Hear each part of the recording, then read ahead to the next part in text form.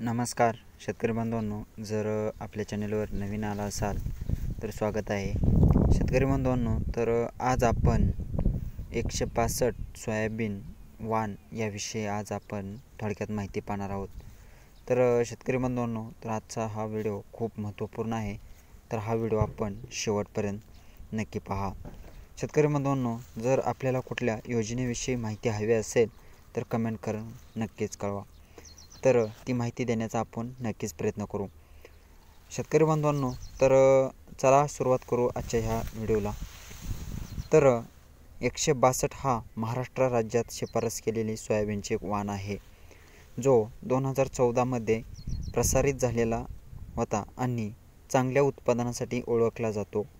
हा वाण मशीनद्वारे काढण्यासाठी सोयीस्कर असून प्रति हेक्टरी 25 ते 30 क्विंटल उत्पादन देते. तर याचे प्रसारण वर्ष 2014मध्ये प्रसारित झालेले आहे. तर याचे सरासरी उत्पादन सुमारे 25 ते 30 क्विंटल प्रति हेक्टरी.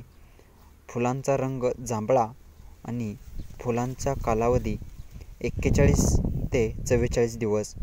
दाण्यांचे वजन 12 ते 13 ग्रॅम.